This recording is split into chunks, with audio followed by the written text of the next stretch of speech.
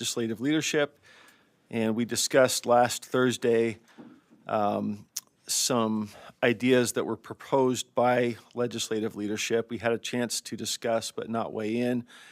And so we're here to consider possible action. We can take any number of different actions. We don't have to limit ourselves to one. People can consider, vote on, approve for recommendation, whatever the body feels strongly about.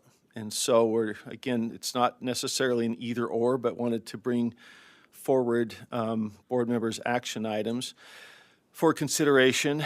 And I think we're going to have, Deputy Jones, were you going to weigh in a little bit on the current status? We had, I'll just say we had a couple of meetings at the invitation of leadership after our last board meeting. Had a meeting with Speaker Brad Wilson from the House, and then some members joined Senator Milner as well, I think, this morning. So we greatly appreciate the dialogue and opportunity to weigh in. And we've had discussions both about constitutional language and then about statutory language. The proposals that came from the legislative leadership that we discussed last time had statutory guarantees contingent on constitutional language. So that's an important element to consider. Again, board members can propose and approve for recommendation either or both constitutional or statutory terms. We have in backup two that came in prior to the meeting from Finance Chair Norton and also from Member Wood. So I think everybody had an opportunity to review those. So we've got Deputy Jones, Brian Quisenberry, our Assistant Attorney General, and I think, yes, Angie Stallings, our Deputy Superintendent of Policy, for any questions. But Deputy Jones, did you want to weigh in on any of the current developments? No, Deputy Superintendent of Operations Scott Jones. No, Chair, you covered it really well. We just wanted to make sure for value add that all board members are oriented to the board memo itself, or the agenda memo itself, where we try to show the timeline, and then where you left off on February 2nd with your motions both for the constitutional piece and for the statutory piece. So you can see your last action items that you sent in the memo itself. I think that's important to just remind yourselves of where you were leaving the February 2nd meeting, then to Chair Moss's timeline as well. You know, there's been subsequent meetings with select legislators, legislative representation, so to speak. He described that really well. So we are at the point where we're at now. So any questions or concerns, Chair, we can take those as they come. So, okay, any questions at this point for Deputy Jones? Let me just recap then what the board did previously. We recommended the legislature provide a WP value of $60,000 or more by 2027, fund at least a 6% increase to the value of WPU during times of economic growth before increasing funding to any other subcommittee budget or line item education appropriation, continue HB 357. That part I understand is part of the legislature's proposal as well. Set aside funds per year to ensure sustainment of public education education funding to prior year funding levels for up to 5 years when there are periods of recession, negative growth, and/or declines in personal income averages, and to reallocate any decline in the number of WPU to the value of the WPU. Restrict the number of public education bills in each session by setting an early deadline for public education bills, or by limiting the number allowed to be reviewed and prioritizing WPU funding over grants and line item appropriations. And last, tie % increase in personal income to increase in public education funding, and provide inflationary factors to certified tax rates. The legislative proposals were to, let's see, I'm trying to find the statutory part here.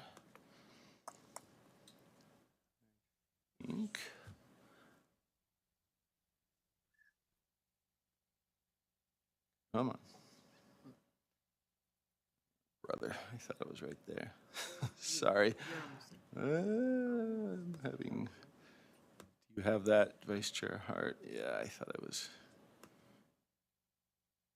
Sorry, then we can open the floor. Just wanted to restate what the legislative leadership proposed, and it should be right there. Oh, brother. Do you have that, Chair Norton, in terms of what? It's on the screen, right there. There we go. Yeah, I just, my connection froze. So I was trying to find what the legislature had proposed for statutory terms. That's the constitutional terms. There's the statutory from the legislature. Let's see. No, it's in there. It's not in that, though. That's just the constitutional part. Down below, it says, Those were our own. Those are the ones I just read. Those were our last proposals. I'm looking for the legislative proposals for statute, which I thought were now in the backup. I'm sorry, let's see. Where did that end up, Sybil? You have it, remember straight? Okay. Yes, there we go. Thank you. All right, I got it. So the legislature proposed to fund a 6% WPU increase for FY24, statutorily guaranteed contingent on the passage of the constitutional amendment that the legislature will provide additional increases to the WPU value by rolling in the savings in the minimum school program from declining enrollment for fiscal years 2026 to 2030 and freeze enrollment number for 5 years. So those are the statutory proposals that have been put forward. And we discussed, I think, in some detail, the constitutional provisions that were suggested by the legislature for our recommendation last time. So with that background, the floor is open for a proposed action.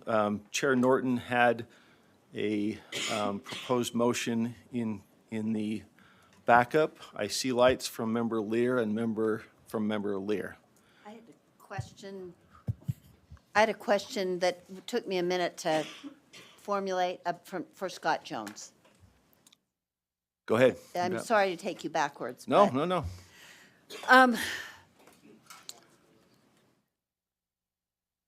So Scott, one of my problems with a lot of the language that's being proposed, and some of which I like in part and don't like in part, but one of the concerns I have are the terms that are not adequately defined or firm.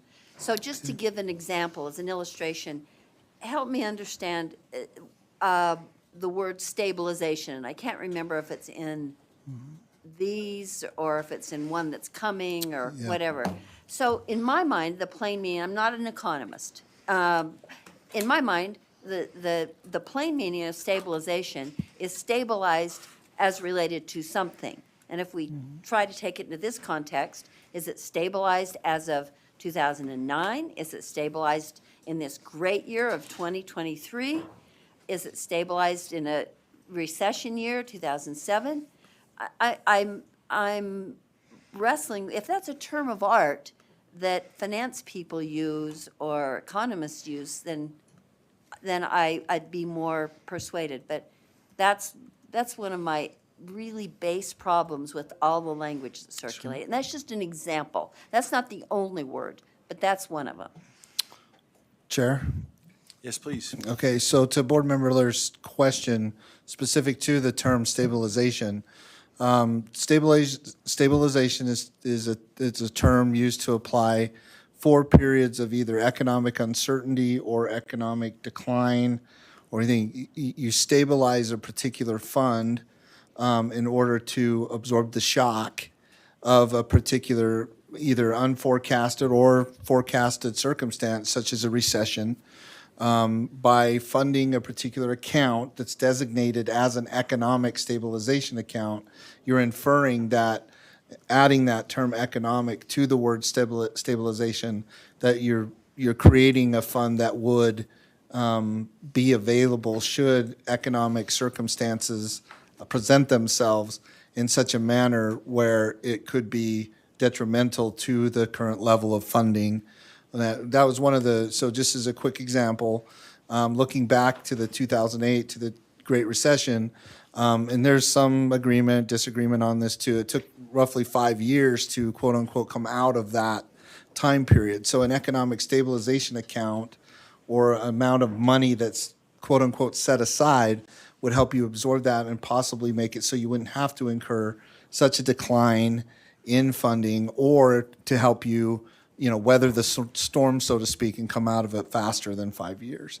Does that help answer her question related specifically to the term stabilization, sir? Not quite. Member Lear? No, not Follow quite. up? And Okay. to the chair, you almost got there, Scott, Okay. but here's, I want you to, to me, there's still no stabilization as to what?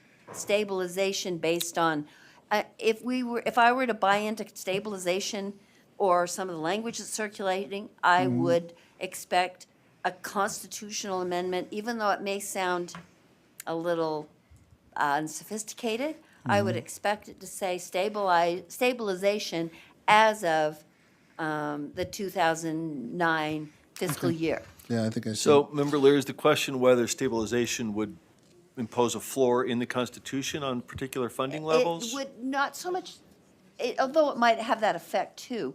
The question I have is that stabilization has to be related to something. It's not stabilized as of 1898.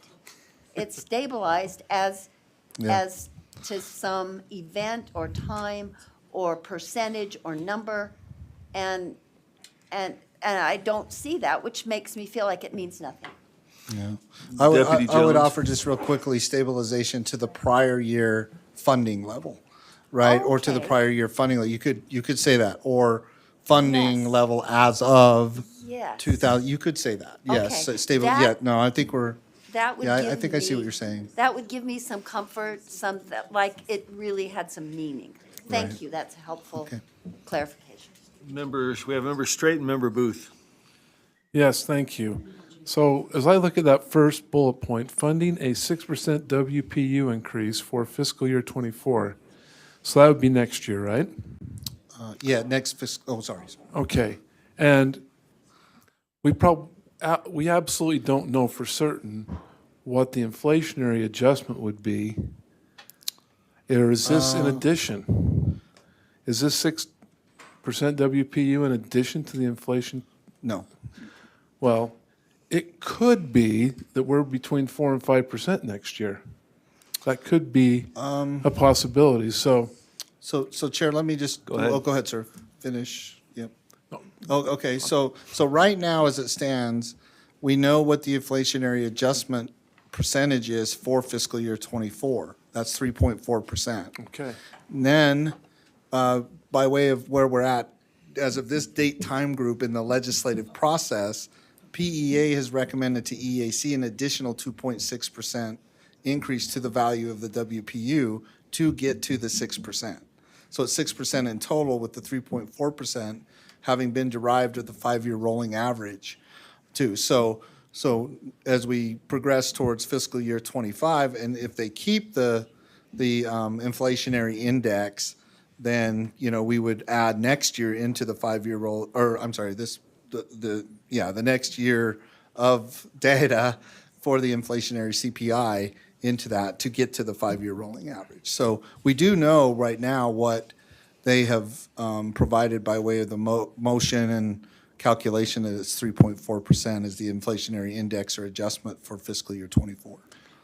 That's very convenient to make it that. I mean, so no matter what, if it were 6% inflationary adjustment, then we get 6%, and if it's 1%, we get 6%, and it's a difference of 5.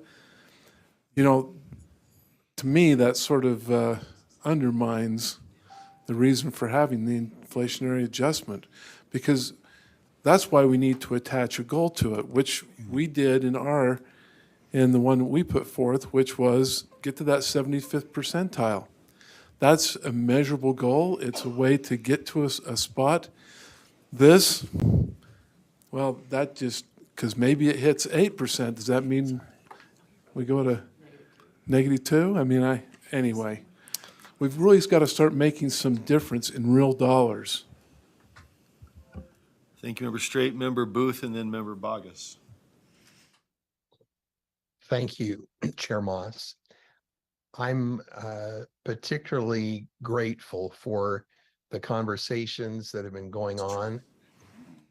Happy that many of our board leadership and of our board members have been able to have conversations with legislators. And I'm so deeply concerned how much words matter. And the words that we do eventually choose to send forward have got to be very carefully chosen. Um, I was appreciative of Board Member Norton and Board Member Wood's proposals, and as we consider those today, I think it will behoove us to think very carefully. I spent a fairly lengthy amount of time on the phone with superintendent from my area, and they are deeply concerned at the grassroots level. Without the earmark, without the constitutional guarantee, along can come bills like House Bill 372, and all of a sudden now a public referendum might be possible, requiring school districts to jump through all kinds of hoops. And he said, we'll just be brought to our knees year after year trying to make the budgets work without any guarantees. And so I would just encourage all of us, as we discussed today, to go for the boldest possible language, because we're not talking about some referendum that has to do with infrastructure, potholes on the freeway. We're talking about our children and our future life in the great state of Utah. So thanks to all those that are working so hard. I look forward to this conversation. Thank you, Member Booth. We don't yet have a motion on the floor, so it's kind of an informational opportunity to talk to Deputy Jones, but we do have two lights on, and then try to move into motions that we can formally discuss. I apologize. I see on my screen here, it was Vice Chair Earl and then Member Bogus. Member Bogus then. Thank you, Chair. So, Superintendent Jones, when I read the language freeze, I do believe I know what that means, and I have to apologize. I have Utah code in 3 bound binders at home, but it's not here, and I have this code marked, but I do believe it might be 53F-2-302. Are they talking about expanding that code into those fiscal years? Is that what the freeze means? So I'm, Chair, if I may, I'm not sure if they mean to expand the code. They just mean to basically, so since, birth rates, all the statistics that we've got are demonstrating that we're either going to be flat or just increase just slightly over the next 5 years. They base it a lot on the Gardner Institute research study that came out, and I can send that to the board, that basically, you just freeze the enrollment rates over the next 5 years. And Chair Moss, you can correct me if I'm wrong, but Senator Milner said then in 30, we could come back and review that. What review means exactly, I don't know. Would review mean, review the constitutional amendment language to see if we need to change it again? I'm still not sure I'm clear on that, so. I think this was a statutory proposal, Right. right? So not. Or I'm sorry, the statutory, yeah. My understanding was that this would freeze and reinvest any drop in WP numbers into WP value, thereby holding steady, harmless for 5 years, subject to revisiting. And there was discussion about whether that should be extended or. So basically what they're doing is trying to make sure that if we do see steeper declines in enrollment, you don't lose those, that they repurpose that money, so to speak, or do that. So to me, it's a way of since we don't precisely know how much enrollment we could lose over the next 5 years, that it's, basically freezing the enrollment numbers at that. If we see increases in that too, they would review that at the end of the 5 years, if that makes sense. I think Member so. Bogus, did that answer the Well, question? I have a small follow-up with that, kid, please. So you're talking about, and maybe I'm speaking a different language than you, and that's okay. But you're talking about umbrella funding. You're not talking about funding direct to districts, right? No, I'm talking, so the enrollment statistics or the data that we use for enrollment is really specifically for the funding for district, or for LEAs, right? So- That's how we determine how much, we use their October 1 enrollment numbers to calculate that. So they would be freezing that number at a certain level, so that if we do see even more like losses of 100 or 1,000 students or things like that, it does, that's what I took from the meeting, was that the reason for that, so. Okay, so let's just say, just as an example, you have a district, they've got, I don't know, I'll make up a number, 40,000 kids, and they lose 10,000, they're gonna be funded at 40,000 for the next 5 years? Well, there are some, we have a hold harmless process that we do on a one each basis for the districts. But now I think I understand further through the chair, your question about umbrella funding, right? Is that overall enrollment numbers and then the processes that we take, we would just do it each year and see, how that affects each different district. But if they freeze it at that time, then technically in an umbrella fashion, it looks to be that they would hold everybody harmless to that extent, because you're freezing the enrollment numbers for So, 5 years. Let's I mean, we say- need to develop that more for sure, so. Apologies. Go ahead. So let's say we do have a system that, 215, their website says they're gonna start to siphon money out of public ed, but if we have a freeze and a hold harmless, we're adding to the taxpayer out responsibility, not taking away from it. That's how I would look at that. Well, Chair, if I may, so I'm not sure what they mean by siphoning money, other than, like, for instance, how they're funding this first iteration, if you will, of HB 215 is not from the minimum school program. It's, well, the teacher salary portion is, the ESA portion is, but the funding they're taking is not from the minimum school program. So if they're, we'd have to just make sure that we were clear on if they're increasing the funding for school choice, so to speak, where that source of the funding is coming from, right?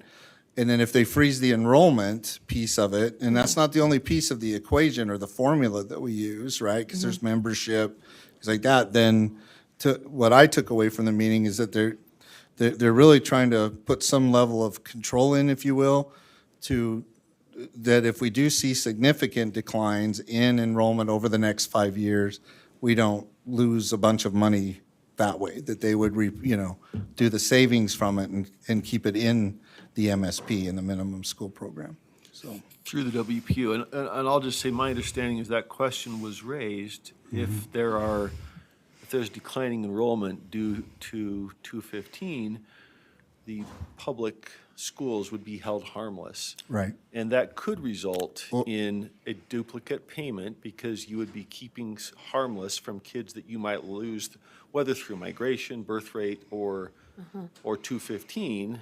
And one comment that was brought out was that might affect decisions about whether to expand 215, because an expansion would result, at least for that period, in duplicate payment. That was Yeah. a comment that came out, and it was clarified that, yes, that's what the commitment would be, is to hold public schools harmless for any of those enrollment declines. Is that consistent with what you heard? Yeah, I think though it's important for me to distinguish or make sure I'm clear that so we have the statewide perspective of funding, right? Then you have your one eaches by LEA. I mean, I don't want to be on the record of saying that an LEA would not see a decline in funding because their enrollment may decline, right? But it's from a statewide perspective, I think what they're trying to do is control for, a certain level of funding to continue. But as children move, as students move in and out, the money should follow the student, right? So on a one each basis, I think we would continue to see LEA, see a decline in enrollment, but then if LEAB is the gainer of those, then they would go up. We do that through the process that we have too, but they would keep, some semblance of control or order in that, from the state aggregate viewpoint. And then, but I'm a little concerned that I don't want to mislead anybody and say that we won't see a one each, type decline in funding. But I think the intent here is from a statewide aggregate point is to have some semblance of control so we don't see a significant or precipitous decline in overall state funding for it. The mechanism for that, I think, as was up on the board, would be to reinvest decline in numbers into Right. value, and that would cushion the blow. It wouldn't necessarily mean that every district would be held exactly the same, but Yeah. that reinvestment in the value of the WPU would cushion the blow from the decline, and whether it cushions it entirely would be subject to perhaps inter-school transfers. Right, because I- we as certainly I never understand. want to get into a situation where we devalue Right. the WPU. Member Norton, Chair Norton? Oh, wait, did I skip anybody? No. We're good? Okay. Sorry, Member Norton. Chair, I'm not sure if this is the right time. I do have a motion I want to bring forward. I don't know if we're going to discuss this one and take it to a vote, or if we're waiting, if I can make a different motion, or how do you want to proceed? Floor is open for motion. So this was a suggested proposal from the legislature. If a member wants to move that for approval and recommendation, they're welcome to do that. We've got yours, others, anything else that comes to the floor. So yes, this is appropriate time to bring a motion. Okay, I would like to make a motion. And, come on, mouse, let's go there.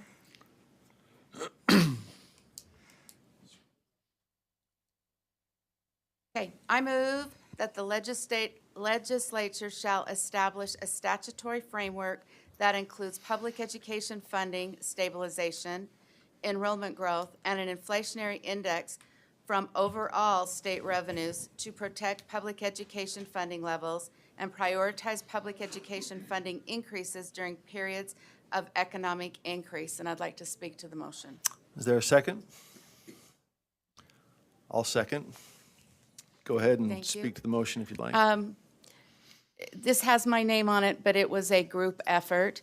Let me start off by saying that in reading through the legislature's proposal to us and in speaking with legislators, I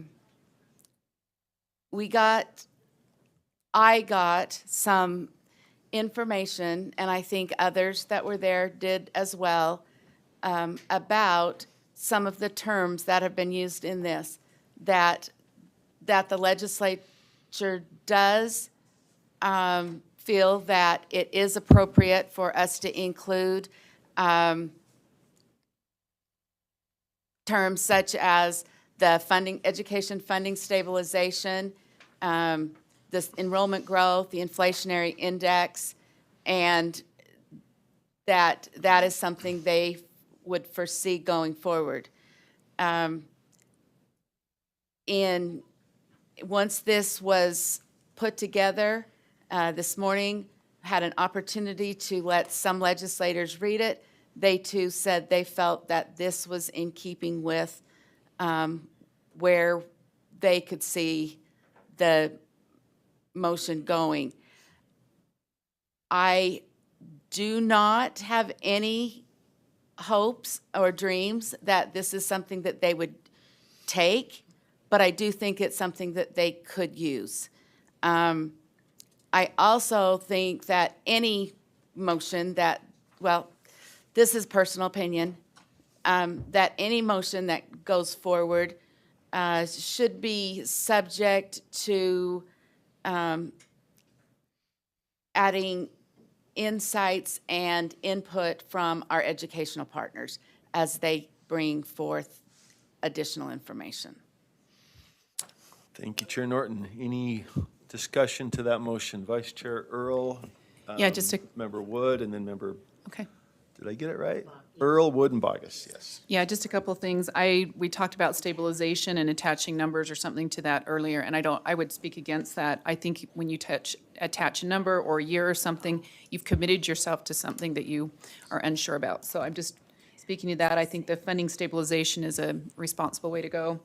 And then I'm just wondering about, maybe someone could speak to the last phrase, the economic increase. I'm just wondering, Question for Deputy yeah, Jones? maybe what, I'm just thinking, yeah, during periods of,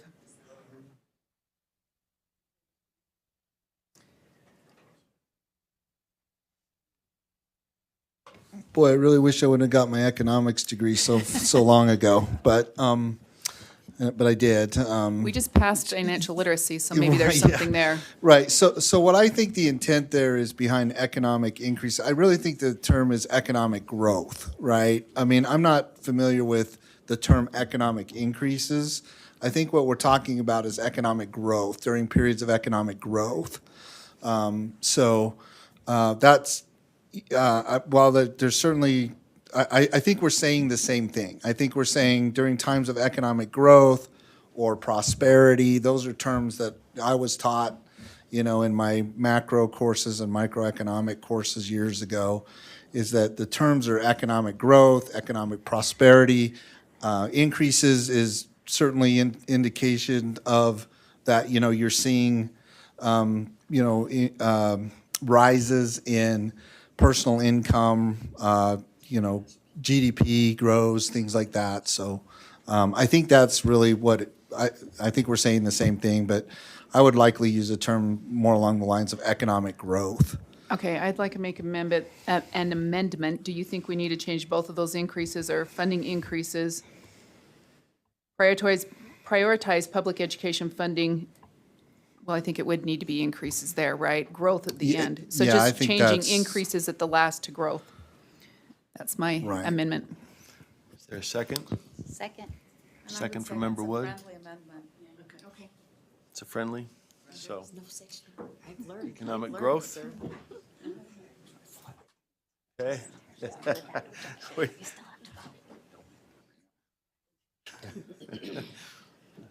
Just barely had the jersey. All right. Member Wood, Yes, I'd like to make an amendment to this motion. okay? So after the words framework, statutory framework, oh, sorry. The Well, amendment's they been said it was accepted. friendly, so and he didn't take it to a vote. I would think- have been yeah, I way think more the amendment comfortable has if he been would have taken accepted. it to a vote. I think the amendment's been accepted and incorporated, so we're free to add Okay, an amendment to the that's what I underlying thought. motion. Yep. You got I it. was waiting for words without objection, but you didn't say them, so. You I got thought- it. Sorry, yeah. Okay. Okay, you got it. After the word framework, I would like to add the words for funding the minimum school program and general system support. Is there a second to that proposed amendment? Been seconded. Would you like to speak to the motion? The amendment. So as we look to protecting our education funding, there are many parts of this funding that we sit through maybe 2 days of public ed appropriations where people come in and request money from the public education system, time after time after time, that are not intimately connected to the work that happens in our schools, with our teachers, with our kids. Sometimes it's nonprofits wanting additional funding. And so I would love to see that we are actually working to support the minimum school program and that general system support, this building, the staff, the people who work with it, that are focused on the needs of our teachers, our students within our schools. And mostly I want the discussion. So live or die this amendment. I'd love to hear what others think of this. All right, thank you, Member Wood. Any discussion to the proposed amendment? We have, I think, let's see, Member Hart and Member Earl. Oh, did we not get you on this round, Member Bogus? I just had a point of clarification. Okay. Though I believe it's Article 10, I just wanted to clarify that this is intended for Article 10 because it's not in the motion as it's currently presented. So I Chair just- Norton, is that correct? Yes. Okay, thank Seeing a nodding of heads, so yes, this would be Article 10. Member Hart. Member Norton, I still see your light. Were you in line or was that left? Okay, so Member Hart and then Member Earl. Can we have Deputy Jones, can you speak to this minimum school program? Because I'm a little concerned. Now, admittedly, I'm trying really hard to keep up with all this. But minimum school program, we have more than just the minimum school program. And I'm worried about calling out the minimum school program. What about all those, I understand it's a naive question. Can you just speak to the minimum school program and what it would mean to put it in there? Not at all, ma'am. So Chair, to Vice Chair Hart's question, minimum school program funding is the bulk of or the largest piece of the overall public education system funding. I mean, there's no, it's kind of, then you have above the line, below the line. I think what Board Member Wood is saying with general system support is there's money that, for example, comes into this office and stays here, right? It's outside, so to speak, of the minimum school program. That's quite a bit of money. So if you use language that, is specific to the minimum school program, I guess the risk would be interpreted that that's really the base funding, so to speak, that you want to protect. This is why earlier in the process, we proposed using something lines, goes back to the stabilization question, is what are you trying to preserve, right? Are you trying to preserve the minimum or stabilize the minimum amount of minimum school program funding from the prior year or the base budget overall? Because when we get the base budget bill at the beginning of the year, it is not only for the minimum school program, it also is the base budget from the prior year. You got to start from the beginning, right? So you establish the base budget. And so it goes beyond, and again, I will say clearly that we recognize the minimum school program is the 80+% of the overall public education funding, but you still have funding that is outside of the minimum school program. And that typically can be termed along the lines of general system support. We support from this level, from our office, with the state money that comes into here, the LEAs, right? So if you use language that tries to capture that, I think you're okay. But what we're talking about here is with the minimum school program, that's your growth aspect, right? So each year, as you grow and you do that's good too. So that's, we want to make sure on that too. I would just be a little cautious not to unnecessarily put yourselves into it's only this, right? It should be the whole of the public education funding with clarity on, is it the prior year base budget? Is it holistically or just the, Chair, I hope that helps. I rambled, sorry. So to the maker of the motion, are you including everything? What, can I, help me understand why, the importance of including this? I'm just trying to. Well, partially probably it's a bias because I come from a nonprofit background, and so when you see nonprofit organizations stand up there for hour after hour asking for 200,000 here or $1 million here, or for their nonprofit whatever program they want, coming from the education budget, I'd like to see that money spent on our youth in our schools. So that's why I said it's an amendment. That's why I chose to bring it this way, because if the amendment dies, I'm not spending our time on a whole nother motion.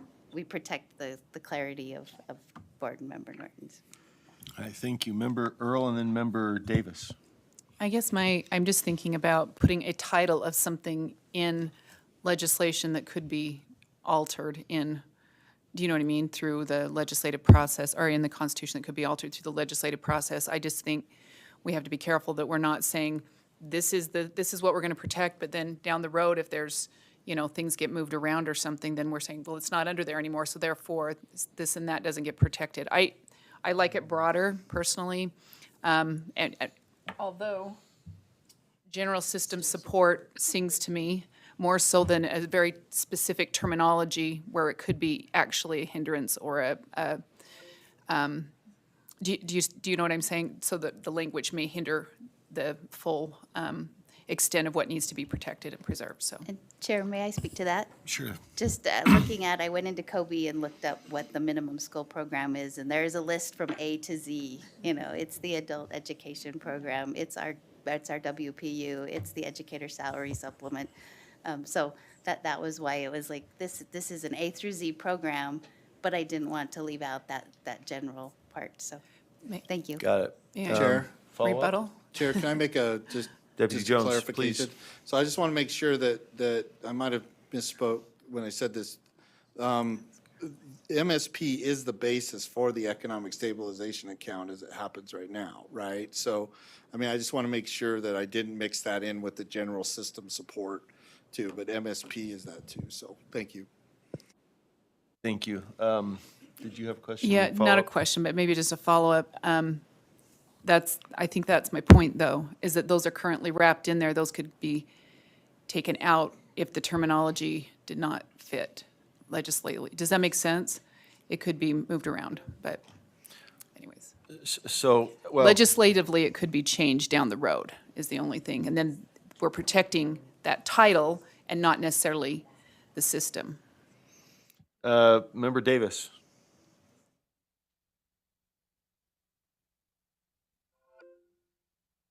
Can I unmute?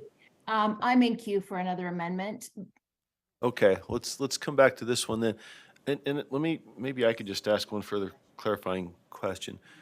Outside the MSP, there are items that would fall under the general system that are not necessarily, I think, what's been described as kind of a request for appropriation that we see coming into PEA, but are regular parts of the system, right? And so there are those items outside the A to Z MSP.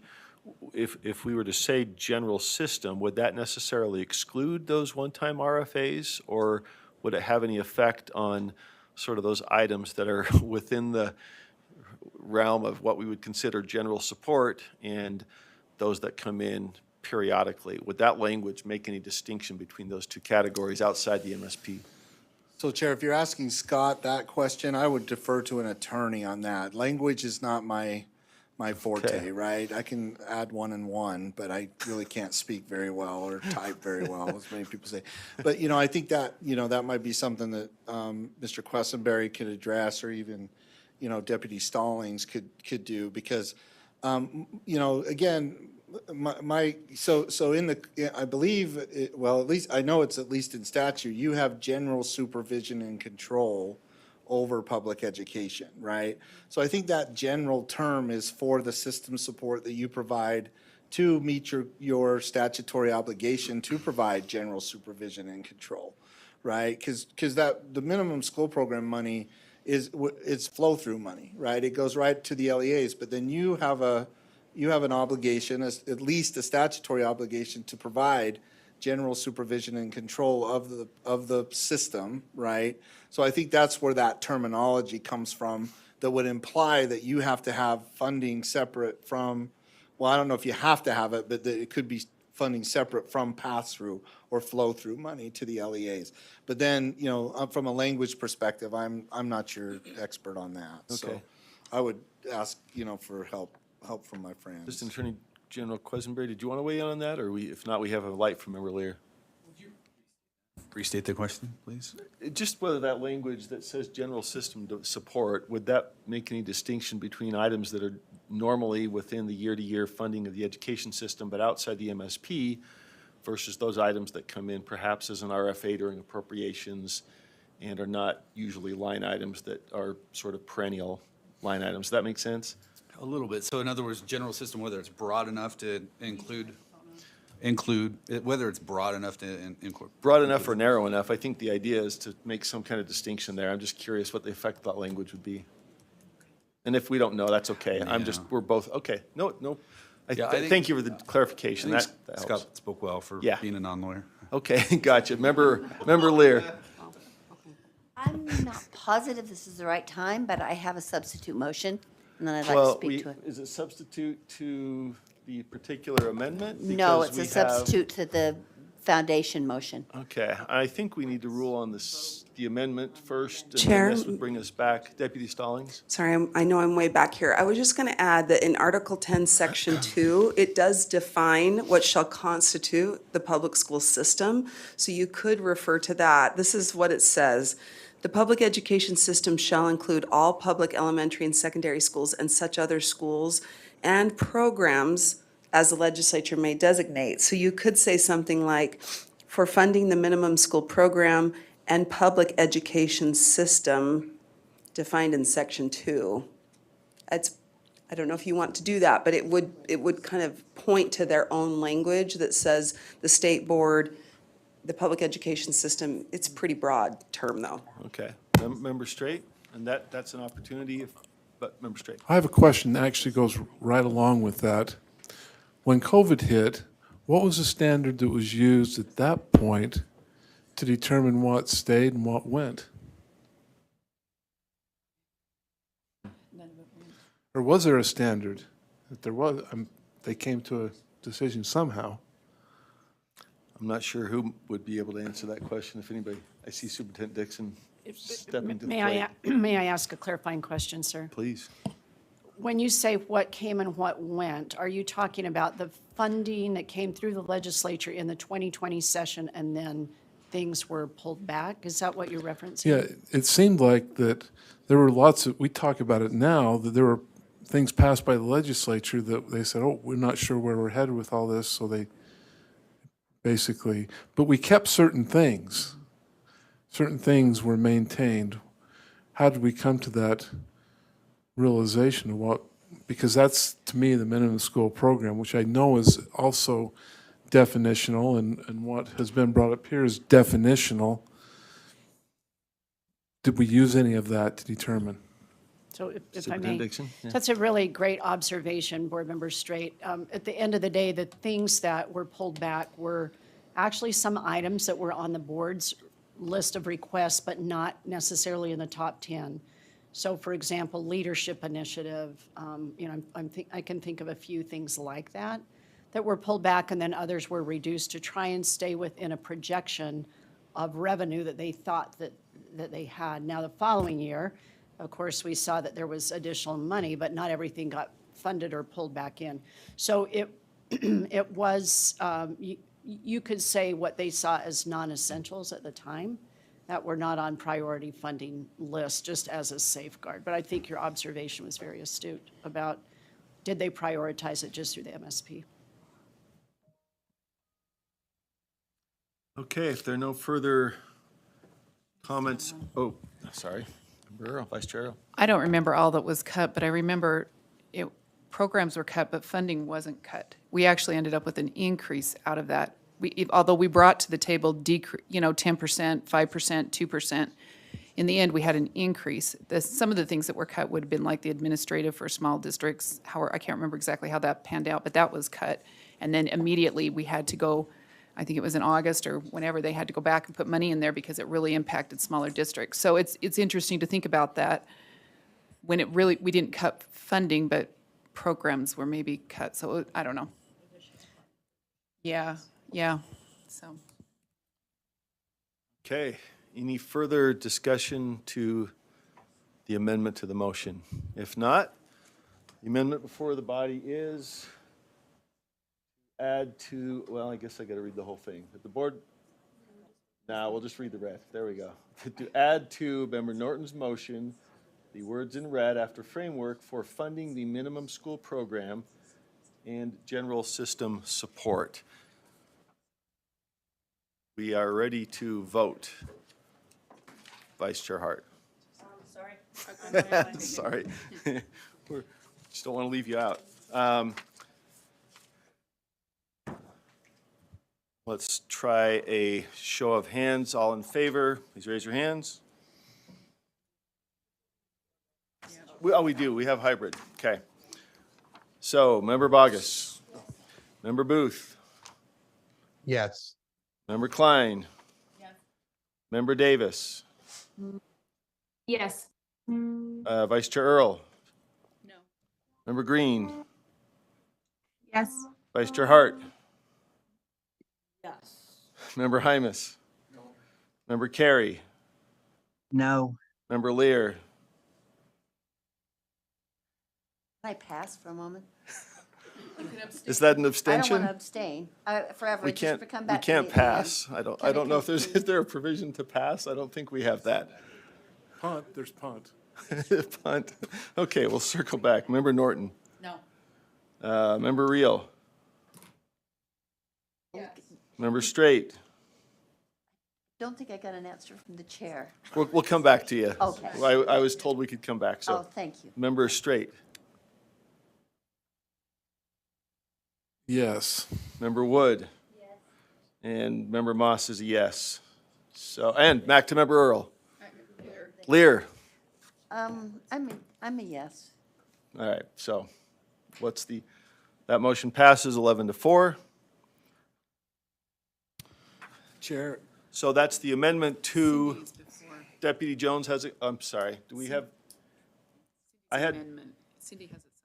I've got a well, motion. Oops. hold on, let's turn to Deputy Jones for a point of clarification. We'll come back to the. right, and I don't know if this is still relevant, but, you know, in addition to what the superintendent said, this is spot on. So if you recall, COVID really hit after the legislative session was over. Do you remember that? And then, you know, March Yeah, timeframe, okay. barely out. So what they did, they had those special sessions, what they did is they kept the base budget and then took back the new money, right? So why I think that's important and why that's a good, you know, all your questions are always great questions, but why that's a great question is, again, you know, just, you know, and all the other things you're thinking about, what are you trying to protect, right? And that's what they did, is they protected the base budget back during the COVID years, but then just, you know, took away the new money, or back in that time frame, right? They just went back and said, okay, we're gonna keep the base budget, but we're gonna take back all the new money that came out of the appropriation process, right, from that legislative session. Then they went into the what do you call them, special sessions, right? And did that way, but, you know, same thing. So I think that's an important piece to know. I think that's why Board Member Straight was asking that question too, is just, you know, how does it Okay. normally work? Thank you. Member Davis, I realized you had been in line for an amendment and we skipped you, so back to Member Davis. Or we deferred, is what we Yeah. did. Thank you. I have an amendment to establish a statutory framework that includes, these are the words to replace. Again, establish a statutory framework that includes, I would strike those words. And I would replace those with assure funding for public education by.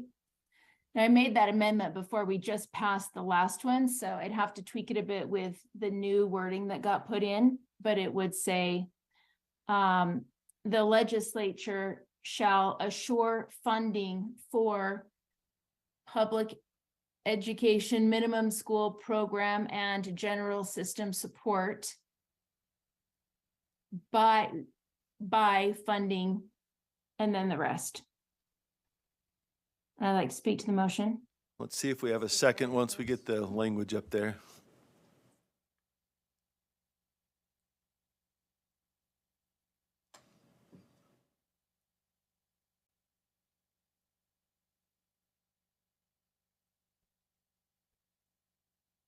That look right, Member Davis? Um, You want me to read it? Can she see it? I can see it, yeah. Okay. I'm just reading it. Yeah. All right, that's the motion. Is there a second? I would second and ask for a point of clarification. Okay. It's been seconded. Point of clarification before we go back to the maker. Member Davis, do you mean usher or ensure? We had that discussion twice today. Member Davis? Well, let's have someone who knows the vocabulary better, but it seems like assure is the right vocabulary word in that spot, but I certainly would be open if someone tells me otherwise. Anybody wanting to weigh in on assure versus insure? I actually looked it up Deputy- this morning. Well, let's go to Member Wood, and our Assistant AG might also want to weigh in. Member Wood?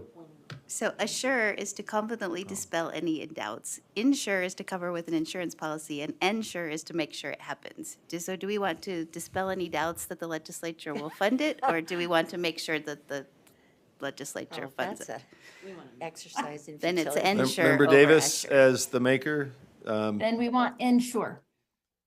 insure without objection? All right. Okay, so ensure. All right, and Member Bogus, you were the second on that? That meets your second? Okay. All right, back to Member Davis, discussion of the proposed amendment.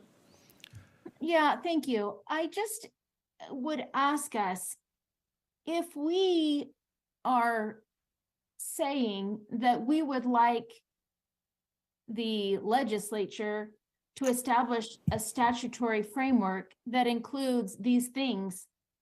They've already done that in 357. And if they hadn't, or if there's a little piece missing, they can do it. It doesn't give us anything, really. It doesn't give us any constitutional language, which from the folks that I've talked to in the field, they haven't agreed upon any substitute language, but the one thing they do agree on is that they want language in the Constitution rather than a statutory framework. So I'm just trying to pull, pieces together. We can hear you, whoever's whispering in your microphone. Just a heads up. We online people can hear you. So really, I would like to preserve something in the Constitution for public education. We wouldn't preserve an earmark with the entire income tax. This would still give flexibility to the income tax for removing the food tax and for dealing with the financial cliff that's coming up in a few years. But it would also still give something to public ed, which would be the inflationary index and the stabilization and the enrollment growth. Then the exchange or the trade would be for losing, the tide of the income tax and the potential that that brings. The trade would be having this put in the Constitution, but getting some really good promises, hopefully statutorily, for funding increases and a reduction of ed bills or what the things that we've already suggested in our other motion. So I would move to strengthen the current motion by making this amendment. So, sir, this just may be me, but I just want to make sure, again, I just want to talk about the stabilization framework, right? So the stabilization is MSP driven, right? I don't think that they would be, based on the language we've seen so far or received from the legislature, I don't think they would be open to including the board's budget or the line items in the stabilization framework. Your stabilization framework would be for the minimum school program slash above the line, basic line programs, right? All I was trying to say was that, with just saying MSP or things that, there's the whole of the public education budget, right? But then there's the minimum school program piece, of which it's a large part. And then there's the stabilization definition or piece to that, which is centric to or completely linked, based on my understanding from the meetings we've had, to the minimum school program, to the thing, not bringing in, these line items outside of the minimum school program into stabilization. So I'm not sure that, so I thought I'd try a different approach on just trying to make that distinguishing piece here, based on what I've been told up to this point. So I hope that helps and doesn't confuse it more. Over. Thank you, Deputy Jones. Any further discussion? Point of order. Yes. Oh, I don't know if this is a point of order, but can we get clarification? Was that about my amendment, what we just heard, or is that about the previous amendment? And is Deputy Superintendent Jones suggesting removing the minimum school program and general system support language? What is? So, Deputy Jones, is this to Member Davis's yeah, I'm amendment? going to start talking in the third person here. Scott is not suggesting anything, right, that you do anything with your motions.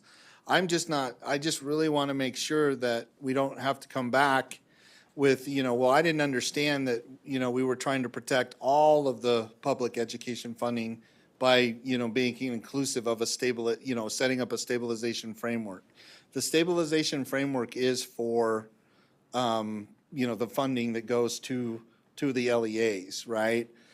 Because it's the stabilization account is driven by the minimum school program aspects or factors, right? So it's not really that I'm talking to her motion, to Board Member Davis's motion, but all in all, it just seems to me that we're still not, you know, and I wanted to make sure that we represent all of the meetings that have taken place and to make sure that everybody's clear that as it relates to the stabilization framework, that would be minimum school program.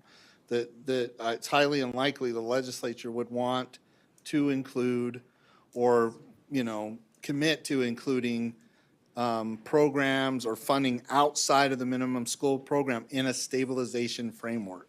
So All right, so my understanding then, the board has voted on the minimum school program language. Right. That's been adopted, but you're saying that the term framework itself has some reference to that stabilization framework, and so you're speaking to Correct. Member Davis's striking of that language because it would affect in the way you've described. Is that, am I getting the Yeah, link there? Because we've already passed the other one, but Right. you're addressing this one in the connection to the prior language. Correct. Okay. Yeah, not just to her motion. Got it. In the general sense of what my understanding of the legislators that we've met with so far intent is with stabilization framework. Okay, and I'm just trying to make sure the comments are germane to the present amendment, but I Yes, think sir. you've explained how Hopefully- framework relates to that. Roger, Okay, sir. Thank you. May I follow got up, it. Chair? Further, yes, Member Davis?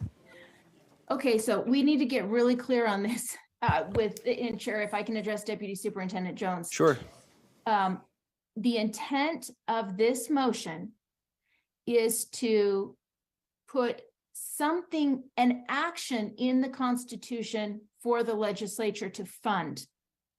So I need to understand what you are saying about the word framework, because the intent, I think, of the other motion or the original motion is that the legislature shall establish the things they're going to do in code, rather than have it sort of memorialized in the Constitution. At least these pieces. So Is that a question for Deputy Jones? Or, Yeah, so maybe this will help a little more. Can you go to what the legislative proposed language is? Because they reference that the state, don't they represent the stabilization piece or framework in theirs? can we scroll up to Article 10? Scroll up, you gotta, yeah. Article 10 language. Yeah, so read that again, I can't see that far. So, the proposed Article 10 language was subject to revenue growth. The legislature shall establish and maintain a statutory public education budgetary stabilization and funding framework. Right. So then in this, yeah, so my response to Board Member Davis is yes, their intent is to put statutory language for the framework being, stabilization framework but it would be for the minimum school program, right? Nothing outside of the minimum school program. That's my understanding, but I could be wrong. Anyone can, there's some meetings I haven't been in, so if I'm missing that definition, but I'm, 99.9% sure that they don't want something outside of the minimum school program to be part of a stabilization framework. So are you saying we're trying to put something outside of the minimum school program? Are you referring to the language, the general support language? Because that ties back to our office. Are you saying we should take that out? No, I'm not saying that at all. All I'm trying to say is that the framework, the stabilization framework would be for minimum school program centric, and then anything outside of that you could capture in a bill or whatever. Does that make Yes. sense? Yes. Yeah, from a statutory perspective, right. I think that's understood. Okay, all right. I Do just you want to make think sure. do you think this motion is unclear about that? No, I don't. I just want to make sure everybody, though, is clear about that distinguishing factor. So Our distinction. that's your, Our distinguishing. that's your factor. It may not distinguishing, be yes. the And last- May legislative. not be follow-up. theirs, but that, yes. Go ahead, Last follow-up, Member Chair. Davis. For Deputy Superintendent Jones again, do you feel that the language in the proposed motion is the message with the intent that we would like these things ensured in the Constitution Is that your understanding? Does this language do that? And then any other things they want to do statutorily with increases and such, obviously, we would give those up. We would give up the right to the income tax for their flexibility in exchange for some statutory promises and the funding of these things that are listed. Yes, yeah, I do, but again, I'm not well-versed in constitutional language. So you really need to ask that question of an attorney, not me. Because from a financial perspective, I think I understand what you're trying to do, but I'm not sure that the language satisfies that. You need legal advice on that, not Chair, may not we ask our financial attorneys? advice. We can, and we're giving him a little bit of an on-the-spot challenge, so I'm not sure he's had time to, but digest AJ it. Quisenberry? Would you restate that again, Member Davis? Yeah, does the motion language meet the intent that the legislature do these things for public education? Funding for enrollment growth, funding for stabilization, and funding for an inflationary index. Does it do those things? Then on top of that, we'll have to, take the hit from being linked to the income tax. And they'll have to see if they will couple that with our statutory suggestions. But does this language meet the intent that the Constitution will require the legislature to do these minimum pieces that are currently already in 357 in the statute? Does this language do that? I hate to dodge like this, but I need to look at a little more carefully the state constitution and kind of dig into it a little bit deeper. Maybe look at some cases that have interpreted the language. So it's a little bit of a challenge to kind of opine on that. Does it get us closer to that than the original language, which says the legislature shall establish a statutory framework? Yeah, I would say it gets you closer. Okay, then I'll keep my motion on the table. Thank you. Any additional discussion to the proposed amendment? Member Earl, and let's see, I'm still in the Member- queue for a motion. you're still in queue, and Member Klein also, okay. Kelsey, are you in line too after Member Earl? Okay, I got your light on somehow. Member Earl and Member Klein. Okay, and I guess maybe I hope this isn't duplicative of what Board Member Davis is trying to get to, but I guess I see establishing a statutory framework as a different thing than the education funding stabilization, but maybe that's not the case. I'm trying to figure that out, if that is the case or not. I just think a statutory framework would be necessary in order for the rest of it to take place. And maybe it's duplicative, I'm not sure. But I'm trying to decide if those are two different things or the same thing. Member Davis or Superintendent Dixon? Yeah, to be even more specific, Deputy Jones, you were using the term stabilization framework, and the motion is statutory framework. So Vice Chair Earl and I were wondering, those seem like two different things, but are you using those interchangeably when you were talking about the stabilization framework? So Because they're both embedded in there, Right. so we're trying to So get Chair, clear. right, so statutory framework is the language. I just want to make sure that it's understood that the stabilization account itself is is determined or funded through the MSP, right? So if you use a constitutional language, it goes back to what Vice Chair Earl was saying. If you start to use particular program language in the Constitution, you can get that or statute too. If you start going into programs, rather than considering the whole of the public education budget, there's risk there. That's all I'm going to say. So I'm not trying to say stabilization framework, but as part of the statutory framework, you have to make sure you're distinguishing between stabilization, growth, and anything in that sense, right? Because growth is part of the MSP as well, and doing all too. So what are you trying to do? Are you trying to protect the whole of the public education budget, or are you trying to go like within the minimum school program. I would recommend that you avoid references to minimum, like programmatic, right? That you keep it as a whole of the public education budget. Otherwise, you risk, the legislature saying, well, we'll just change that. We'll change this on the fly. So, anyway, that's my 2 cents. Thank you. Over. Thank you. Member Klein. Just a question. I want to make sure that I understand for sure that when we say public education funding, does that mean publicly funded education? So would that include scholarship money, like from HB 215?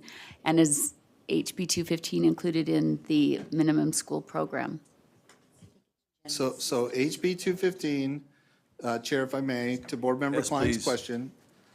HB 215 has 2 distinguishing factors, right? There's the funding that goes for the scholarships. That is outside of the MSP.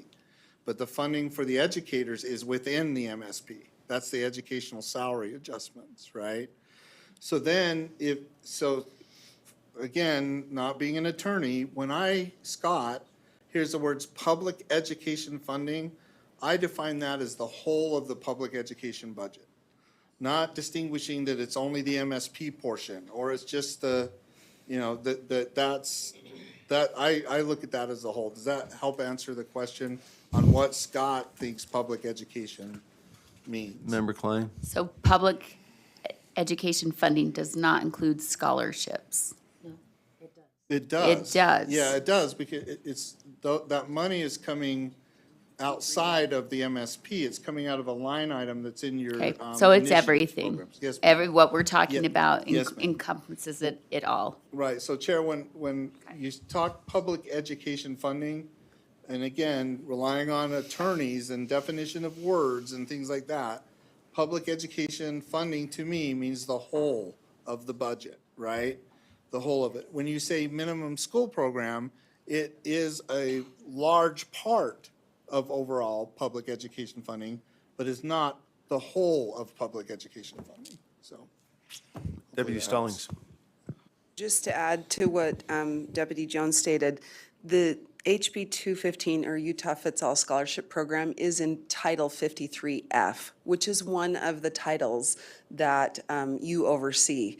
And so it was helpful for me to hear this conversation, because originally I was saying, well, just point over to Article 10, Section 2, which states the public education system includes our elementary and secondary public schools, but it also says, and other programs as the legislature provides in statute. And I think you could have 2 arguments about the Utah Fits All Scholarship. It is in the public education sections of the code. So there it would say, yes, the State Board of Education does have general, control and supervision over that program as well. On the other hand, somebody could say, well, that's not a public education program. But I think, to Board Member Klein, to your point, at this point, since the legislature did put that program in Title 53F, you have constitutional authority over that program. And it is now a public school program. It's just going towards homeschool and private school. But those dollars are establishing or supporting kind of this unique or separate public school program.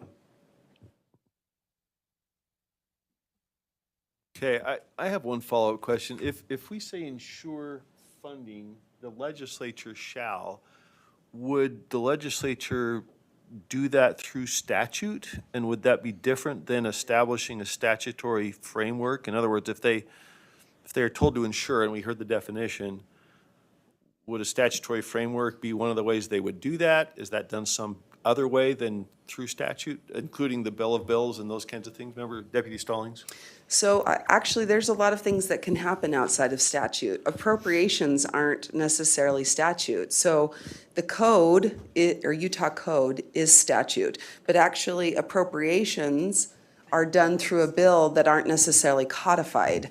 So I can see now, as we're talking through this some more, about how there's 2 different things. Establishing a statutory framework kind of establishes that expectation of statutorily what that would look like year over year. But then outside of that, you also have the actual appropriations that occur. And that's not codified in code. Those appropriations are done by bills and they're law, but they're not statutory. Gotcha. Any other question or discussion of the member Bogus? So I just want to acknowledge that I love the work that's been put into this. I really struggle messing with Article 10. I really struggle doing anything to it at all. And I just want to put that out there because even though this language is good, people have been very thoughtful, they've been pragmatic. I don't want to discount any of that, but the reality is, does it put us in a place where nothing is unconstitutional? And I'm just asking that question, is adding this language going to put us in a worse place than we're presently in? And it's just a question. Rhetorical question or directed to anybody in particular? Because we're fine with rhetorical I guess maybe I would direct that questions. to Superintendent Jones. Oh. Maybe, I that- don't know. I tried. On advice of counsel, I plead the fifth. Yes, ma'am, Is that something you'd be able to? yeah. Or is that an attorney question? I really do believe it's more, I think we're bouncing between, the financial implications of what Scott says versus the legal implications of wording, of language, right? Or of not putting something in an article or doing that. That's got to be handled by attorneys. That really cannot be something that any financial or any individual in a financial position should really answer or advise you on. And I'll just point out that what we're debating is the possible recommendation to the legislature, right? Right. So, Yes. so this language will obviously be subject to scrutiny by attorneys and Right. and finance folks, and so that's part of that discussion. But all this clarification is great. I guess I just It point is. out that it's not the end of the road necessarily. Right. It's part of what we will offer up and presumably would have that discussion about. I don't see any lights. Oh, Cindy, I do. sorry. Member Davis? Yeah, I just want to make really clear that right now, we are voting on the amendment, not the whole Right. motion. Correct. And the amendment is that instead of the Constitution directing legislators to make a framework in code that may or may not be changed in 5 years, this is saying they will fund stabilization, enrollment growth, and an inflationary index. And keeping the minimum school program there addresses some of the concerns that were expressed about 215, which means that that would not be included in this, only the teacher salary portion, not the other portion. But I would like to know if people have a friendly, if people would support this, instead of saying general system support, it should say public education system support. Is there any problem with that? Does anyone have a problem with that? And then my last, I'm asking you, Chair, if that's appropriate. And then my last question is, or thought is, I don't think all of this is ready for prime time personally. I think hopefully someone out there, maybe after we pass this amendment, before we look at the overall motion, I think we should consider postponing. So our attorneys, Brian has said he needs a little more time. So we have time to talk with our public education partners. And we see kind of what their thoughts are. As Representative Peterson suggested this morning in our meeting, not necessarily to postpone, but to collaborate and communicate with them. And we need time to do that. But for now, we're just voting on the amendment, and I would speak for this amendment. All right, and let me just address what the legislature's asked us to do. We're meeting tomorrow at 7 again with the earmark group, and they asked us to find out the will of our board through a vote. And so that's not the end of the discussion, to Member Davis's point, but, this board can choose not to take a position on anything. We can choose whatever the body decides. If we do take a position, we can take out on one or more things or none, and that would go into the discussion with our education partners and report back to the earmark group tomorrow. So those are the opportunities. Member Hymas. Thank you. I appreciate Member Davis's amendment here. This change to public education system, does the minimum school program fall within the public education system? Do we now need to mention, right, we're saying we want something inside the public education system and the public education system. So would it not just be best to May say I ensure answer, funding Chair? for the Member public Davis, sure. education system? The separation there, the minimum school program is the majority, but the public education system support involves the 18% that involves things like our agency. Is the question, Member Hymas, whether public minimum school program is included in public education system and therefore unnecessary? Is that, Yes. is that Member Support, Davis? System support. I think the difference is you're thinking Support. of public education system versus support. Okay.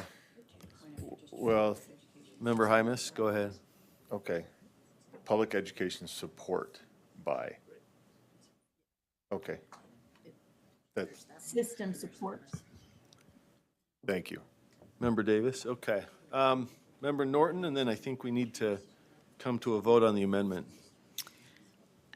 Yeah, the longer this goes, the more concerned I get. This includes a lot, an awful lot. And if constitutional language is broad and to be a timeless type of a statement, we did not hit the mark. If our legislators don't want us requiring things in the Constitution, we did not hit the mark. Yeah, I'm getting kind of concerned where we're going with this, and I think it is time to go, maybe take some votes. Are you calling the question? I'm Or calling are the you- question. On the amendment. Is there a On the second? amendment. There's, I'll is there, second it. I'll second that. second. All in favor of calling the question? Member Bogus? Aye. Member Booth? Aye. Member Klein? Yes. Member Davis? Aye. Member Earl? Yes. Member Green? Yes. Member Hart? Yes. Member Hymas? Member Carey? Yes. Member Lear? Yes. Member Norton? Yes. Member Reel? Member Straight? Yes. Member Wood? Yes. And Member Moss is a yes. So the question is, Member Davis's amendment that the board replace, quote, establish a statutory framework that includes, unquote, with, quote, ensure funding for the minimum school program and public education system support by. We'll go backward this time. Member Wood? No. Member Straight? No. Member Reel? No. Member Norton? No. Member Lear? No. Member Carey? No. Member Hymas? Yes. Member Hart?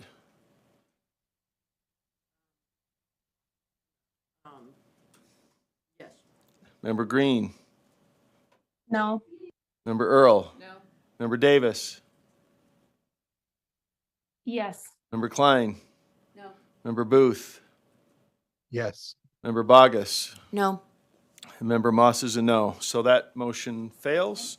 And maybe for what it's worth, can I change my vote to a yes? I'm being really difficult today. I'm waffling. Yep, member Lear as a yes. Thank then? you. Okay. Move the body. So that amendment fails, and so back to the underlying motion. And that's do we have, speaking to that, Member Lear? I would like to make a substitute motion and then speak to it, please. Let's hear the motion, see if it has a second. I'd like to move to postpone for further discussion and perhaps vote, a vote on this until at least next Thursday. Just to clarify, next Thursday meeting? This coming Thursday. Coming Thursday. Is there a second to that motion? Second. I second it. Get one of those, is a second? Okay. Back to Member Lear, discussion of the motion? Substitute motion? Right, thank you. I'd like to do this for today. I'm not saying I wouldn't accept one of these with greater clarification at some later point. I think we need more information. I really want to hear what our education partners have to say about this. I'm very interested in the information that JLC expects to receive tomorrow. We heard from a legislator today that she would certainly like us talking to each other more than talking to her. And I've always said I want to align with what those people on the ground deal with, and those are our local board members and our superintendents. I think we have demonstrated to the legislature that we have now had, as somebody said a couple of weeks ago, a very robust discussion with various opinions. And I think we have demonstrated a sincere engagement and discussion. So I think that was important. I think there are still terms in this that are subject to interpretation. I'm still not satisfied that stabilization on its own means anything if it's not stabilized in relationship to something specific. I wanted to know about an inflationary index. Is there some capital, big I inflationary index, or is it something that someone establishes? So I think there are lots of terms that are, in my mind, unclear. Some board members are probably more trusting than I am, but I don't really put much stock in intent. I put a lot of stock in words on a page. And so I want to see the words that are either most favorable or ideally I could really support in this motion. Okay. So with that, I'd like to postpone it until at least next Thursday. Okay, so we've got several lights on. I think we This have coming Thursday. Member Bogus, Member Earl, Member Straight, Member Hymus, and Member Carey. Member Bogus. Chair, I will either make a substitute to the substitute, or I will abstain. Okay, no substitute. It's actually a motion to postpone is technically be what we have on the floor. It's not a substitute motion, but it's a motion to postpone. So, okay, Member Earl. I kind of feel like we need to be taking something tomorrow. It doesn't have to be, it could be in draft form versus nothing, if that makes sense. Meaning that we can still postpone the actual affirmative vote. But I think there's been a lot of discussion already taken place and a lot of opportunity for information. I don't know, I guess that would, I don't know if I'd make an amendment to the. I don't know that we can have an amendment to a motion to postpone, so we Okay. have to rule on the Okay. motion to postpone. We have Member, did you want to? Nope, Okay. I'm good. We've got Member Straight. Well, they haven't. Member Straight, Member Hymus, and I'll just say, I think, I'll just interpose here that my understanding is members of the education community are waiting to hear from each other, and so we've been talking to JLC, and they've been talking to us, and the request is that we indicate somehow where we are. We don't have to do that today. That's, I think, part of the process. But Member Hymus, no, Member Straight, then Member Hymus. Thank you.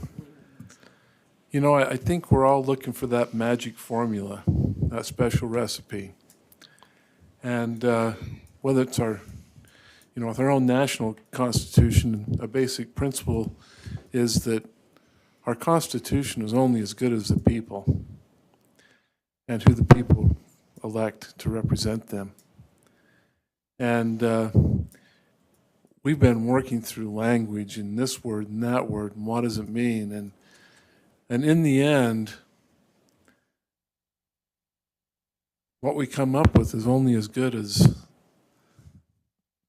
our legislature and our school board and our school system and our people in general. And so, I too, there's lots of good minds out there. And when push comes to shove, I want to make certain that we're sticking together, the education community. And education is, first and foremost, the main priority of the state of Utah to produce good citizens. And so I'm not in a hurry today. As far as what you take tomorrow is, we're unified, and we want to be unified with all of our educational stakeholders. And we're a part of that. We're a very important part of that. I absolutely will not and cannot shirk my responsibility, but there's no reason to rush, and there's still lots of unanswered questions. But the most important question, which I've now stated probably 4 times, is our alignment with the rest of the educational community. And I plan on continuing that effort to realign. You know, I'm tired of waking up to this every morning, but that seems like what it's been for the last several weeks. And before that, it was 2:15. Oh, I said that word I shouldn't have. I hear we're not supposed to say that. Anyway, so I appreciate the motion, and I will support that motion. All right, further discussion on that motion. We have Member Hymas and Member Davis. Out of curiosity, I don't mind postponing, but what message does that send to the legislatures? I guess this is a question for you, Chair. As you go before them tomorrow, it's in my understanding, it'd be hard to say we're unified with nothing, right? We bring you nothing, but we are unified in that cause, right? That's what I don't seem to understand. So I'm kind of on the fence here. Like, I get exactly what's being shared here, but at the same time, legislatures are asking us, what do you want? And we can't come together to give them something. And when we do, they say, I can't give you that, give me something else. And we say, well, we're not there yet, we need more time. What message does that send back to them? Well, I'll say what they requested of us, and so that's not my position, it's just what they requested. We explained to them, and it was Superintendent Dixon, Deputy Jones, and myself, that our next regularly scheduled meeting was this coming Thursday. And their feedback to us was that things are moving quickly, that may be too late to weigh in. They want to hear from the education community, the USBA, USSA, the UEA, the governor's office have all been involved in these meetings. There hasn't been yet a position taken other than ours, so we did take a position. They're asking us to consider what they proposed and come back and express the will of our body. And they did say, you know, they're looking to this board to state a position among other education partners as part of that discussion, I guess is the way I would frame it. I As the think maker of they're hold on, Member Lear, I think they're looking for input from everybody. Their request for this board was to go on record with where we stand and potentially do it in time to report tomorrow. That was the request. So Follow up, just real quick, one more thought. So even if we went tomorrow morning and said, we're sticking to our guns, we want the max, right? Even though they said, no, you can't have it. Even if we went with that, that would still be better than saying, we're not ready yet. Because if we're not ready, we might miss it. But at least if we have a position, whether it's too strong for what they want, at least that sends a message saying, no, we want to secure public education funding. Even if we say we want the percentages, which they say we can't do, we want 50 to 75% of all of it to public ed. At least that's some sort of position, right? That's a position we've expressed. They indicated it would not be able to pass their body. I get it, but it would be. But it is a would be- position, right? It is It would remain our position. It is a voice from the board saying, yeah, we get that you don't think you can do that, but this is what we're asking for. Right. That would remain our only board-voted position. Right. Correct, yeah. Thank you. I'm trying to keep track of the Member Hart? lights, but, Okay. Kelsey, are you I logged show- in somewhere? Where? Is your mic on? Are you waiting to speak? Okay, well, I'm seeing Kay James, so It's actually, right, I think it's that mic, and it kind of has this. Oh, there Well, we I go. turned it on, but then you clarified what I was going to say was the board It has is. taken a position It is. on February the Thank you. 2nd and has passed a motion, but what's being postponed today is trying to amend the February 2nd motion that was passed. So there is a current active position that the board has taken. That would be our only position That's on right. record, and then we would indicate that we didn't come to any different position, and so that would be what we would report. I think we have Member Lear and Member Carey. I'm sorry, you don't show up on there. Member Carey. Thank you. I just would like to speak in favor of a member Lear's motion to postpone. Uh, Listening to Deputy Superintendent Jones, he was emphatic that, you know, he's not in the position to give legal advice. And then we approached Brian to do the impossible, which is, you know, come up with the language to amend the Constitution, and we give you 15 seconds. And I think that, again, given the gravity of the issue, I would just speak in support of the motion that we reach out to our education partners. To the extent Brian has the capacity to put up a one page on the language that he feels is best, that we spent quite a bit of time debating over public school systems. I think that would be very helpful, and I would rather have us postpone than show up without having fully vetted all the aspects of the issue. Thank you, Chair. Thank you, Member Carey, Member Davis, and then Member Lear, I think. Yeah. I would echo every single thing that Member Carey just said, and then I would also add to it that our current position is the one that we've already voted on, and that's the one that our board leadership would take to the meeting on Tuesday. And if we postpone this motion, then they would also be able to indicate to the folks in the meeting tomorrow that we are potentially working on another group of language. Also, Representative Peterson said this morning that really they are going to be learning some more funding issues the Tuesday after President's Day, and that's when they're really going to probably start moving faster. So I think we have a bit of time, but I would hate to move forward with some of these questions still lingering out there. So I would support postponing to Thursday. Member Lear, were that for this, or? Yes, it is. Member Lear and then Member Hart. As the maker of the motion, I wanted to respond to Member Hymas somewhat about what do we take to the legislature. We take to the legislature that we have more questions than answers, that we have had a very robust and active discussion. We take seriously this responsibility. That's primarily what we take, that we haven't agreed on anything in terms of a motion since we agreed that we wanted strong constitutional language. Also, I'd say that Chair Moss made my point that we have taken many things to the legislature. We took two different versions immediately to Senator Milner and Representative Peterson, and it's been the legislature that said, nope, that's a non-starter. Nope, we can't do that. Nope, that won't pass our body. That's very different than not taking anything to the legislature.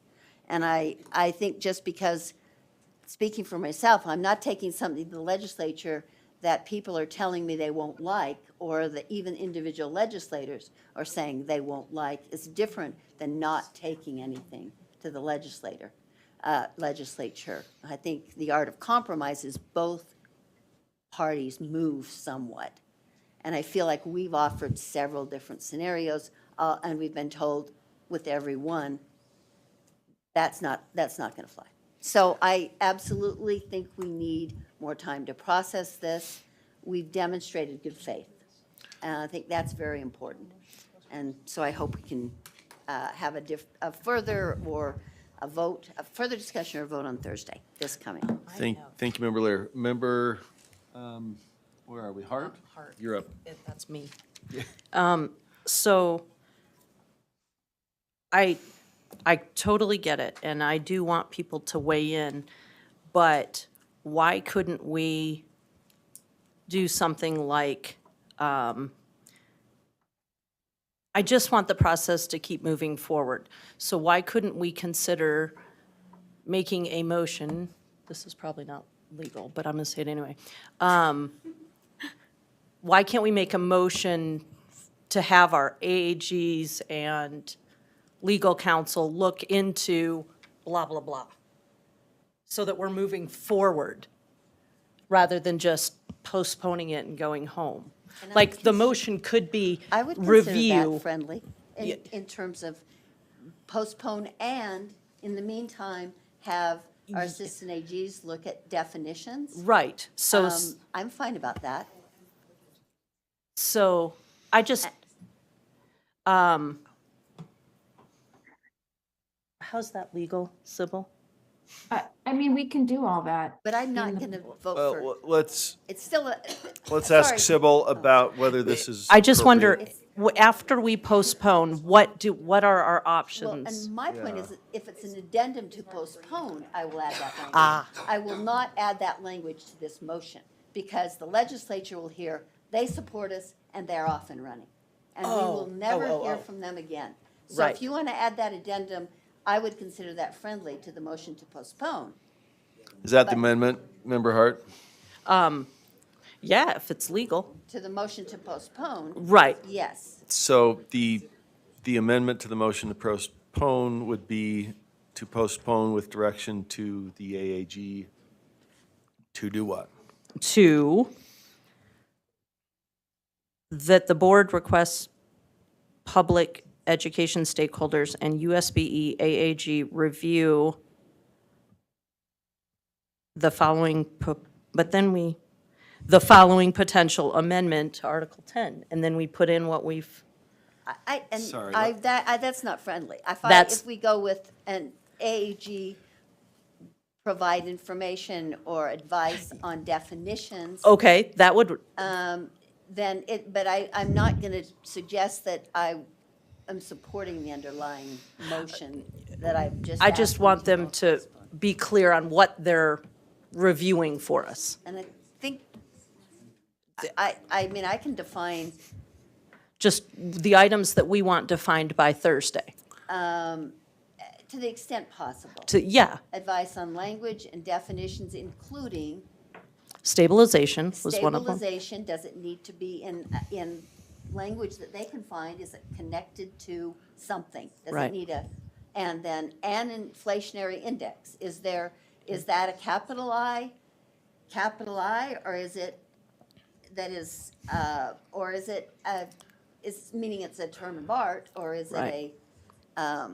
whoever devises an inflationary index, then that's who we're subject to. Those are the two I think it had just in mind. moves it forward. Member Hart, does that meet you? What I- would, we're about 15, 16 minutes over. What's the proposed direction that we want to offer It's up as behind part you, of a Joseph. motion to postpone? Okay, so that's without objection, that's an amendment to the proposed motion to postpone. Any discussion to that? Oh, Superintendent Dixon. Thank you, Mr. Chair. I'm not sure if this is for Board Member Lear or not, but I'm trying to channel our AAG and feeling like this language boxes him in a little bit about what he's referencing. So in the earlier conversation, it was about what language can wrap most tightly around an insurance of protecting public education. And now I feel like this is asking him to define a couple of terms, which we could probably do. So I'm a little, I don't mean to speak for our AAG. I'm not sure this will get at what you originally said. I feel like it's now boxed in a little bit. I note the word including, so that including is maybe something you're looking for. I think there was previous discussion about public education system and how broad or narrow is that. I may not be saying that perfectly, but I thought that was the gist of so those were the three things that I identified as the maker and receiver of the friendly amendment to that motion. But if he picks out other language in this motion previously that he identifies as problematic or ambiguous, I would also appreciate that insight. Okay, and that so legal just to insight. follow up then back to, if I may, Mr. Chair. Sure, please. So, AAG Quisenberry, do you feel like including gives you enough leeway that you can come, you can come back with a broader, okay, thank you. I just didn't, thank you for that. Okay, Member Davis, excuse me. Yeah, I, I don't want him to be boxed in to only being able to study these things. I think we need general advice on the general constitutional language. So if this doesn't box him in and it's understood that he can give some support for that, that's fine. I also, on the language above, the maker of that original motion said what we did without, well, actually, we incorporated that, I guess, into the amendment. Never mind. But we may need to change that word from public education back to general support. So there are too many questions. I would support postponing. I would support the motion.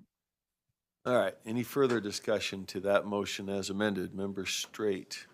Yes. And Member Norton, I guess, as well.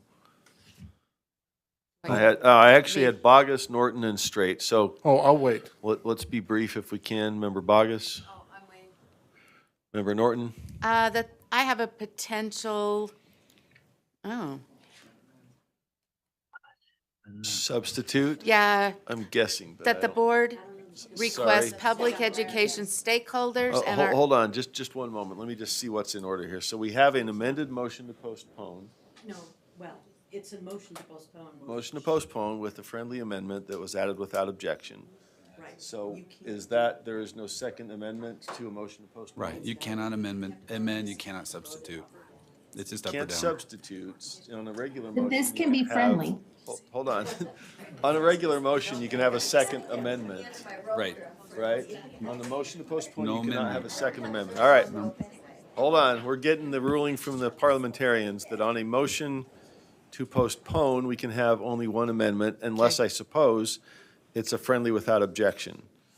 Is it that, or is it a I substitute? think it's a friendly without objection, but we'll see. Let's- Can I let's- add it? Let's throw it out, we'll see if it's in order. I guess it depends on the nature of the. Here we go. That the board postpones discussion on this topic until February 16th and requests public education stakeholders and USBE AAG review the following potential amendment, which is above. Amendment to Article 10. That's not friendly. Okay, Sorry, I said you had a very narrow. yes.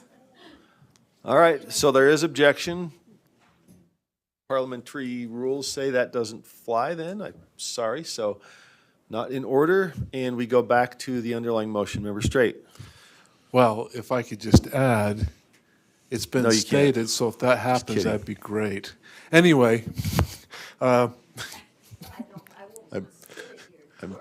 yeah, I'm backing off, but speaking to including, I would like some suggested language in that including part to define the legislative role to establish and maintain and the state board's role as general support and supervision. I heard someone during the opening education committee ask the question if there was any. So I think you're speaking to it. Let's see first if Oops. that's a friendly and made without objection. It's somewhat expansive language, so. Say it's friendly. Member Lear, is that a friendly without objection type of amendment? We've got, Language and definitions, yes, including stability and an inflationary index. Okay, so what's your friendly then? Just to add some including these other terms. and what are the other terms? Establish and maintain for the legislature and general support and supervision. Yeah, those are friendly. Any objection to the proposed friendly? Without objection, that's incorporated. Let's go. Okay. Okay, The holder of I- the motion does not object. Nobody else objects. We'll consider that a friendly. Okay, so Can I any speak to it further? now? Sure. Okay, sorry. No, go ahead. Anyway, when I was attending the opening education committee meetings, there was a representative that actually asked that question if those terms had ever been defined in statute, and the answer was no. And I think it might be valuable to do so. Okay. That becomes part of the proposed motion then. Any final discussion to that motion? Member Bogus, was your light on for that? Do we have Member Davis as well? Member Bogus? No. Member Davis? Member Davis? Yeah, I would speak to the motion to postpone, and I would also ask our leadership, just to keep this in mind when you go to the meeting tomorrow. I asked Deputy Superintendent Jones, and he said I could quote him. I said, does this draft motion that we're working on, what does this motion give us that we don't already have in 357? And he said, I can't see anything. It seems pretty consistent with what HB 357 already provides. So board members and leadership, as we discussed this morning and this week and come back on Thursday during this postponement, I think we need to think about that really seriously and figure out what it is we're asking the legislature to provide for the children of the state of Utah. Thank you, Member Davis. If I could just add a follow-up. My understanding is that many of these terms are in 357, but would now be proposed to be put in the Constitution. And that would be the change. Is that accurate, Deputy Jones? That's not my No. I'm asking, no, I'm not asking about the motion to postpone. I think the question was whether the language that's been presented is any different than 357. As I understand it, the motion that was on the floor before the motion to postpone was brought would take some concepts, not all, different language, and put them in the Constitution. This motion. Member Davis, asks- is that?